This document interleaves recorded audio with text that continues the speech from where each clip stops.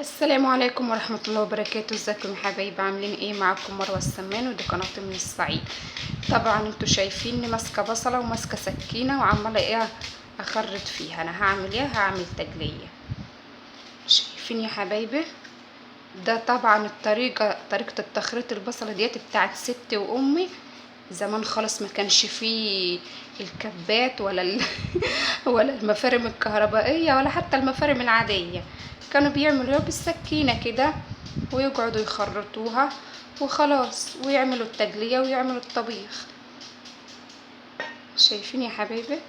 وصغيرة بصوا اهو، صغيرة عشان ما تقولوش مثلا التخريطة كبيرة، لا دي بقى التخريطة بالسكينة احسن 100 مرة من الكبة بتخرطها وبتبقى حلوة وكل حاجة، بس ايه بتخلي فيها عصارة مية.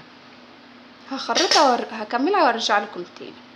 ورجعت لكم يا حبايبي بعد ما خلصت البصلة، ولعت عليها النار وهحط عليها رشة ملح وهسيبها تنشف من المية. طبعا هقعد اقلب فيها كده لحد ما تنشف خالص. شايفين صوت المية دي طبعا بتاعت البصلة، لان البصلة دوت فيها مية. مش يقولك احنا عايزين نبشر البصل عشان نطلع منها المية. انشف فيها وكده. نشفت يا حبايبي. طالما نشفت كده هعمل ايه؟ هنزل عليها بمعلقة اللي هي دهنة الخروف،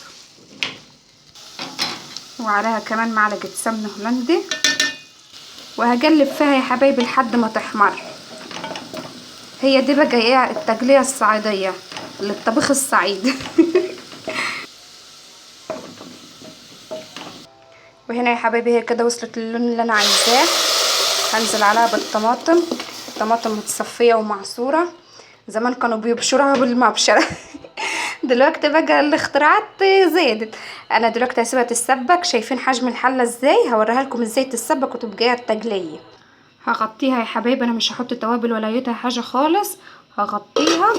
بصوا شايفين قفله الغطا مقفول من كل حته، واسيبها لما تتسبك خالص وارجع لكم. وكده يا حبايبي التقلية اتسبكت. شايفين حجم الحلة كده اتسبكت. هطبخ عليها لوبيا ام عين سودا. شايفين يا حبايبي؟ اسمها لوبيا ام عين سودا. في بحر بيقولوا عليها لوبيا ناشفه، الاسمين صح. انا غسلتها كويس وسبتها في ميه تتنقع وبليتها، وبعد ما بليتها نشفتها. بعد كده هحطها يا حبايبي على الصلصه، هقلبها واسيبها تتسبك شويه، وبعد كده هزودها بشوربه.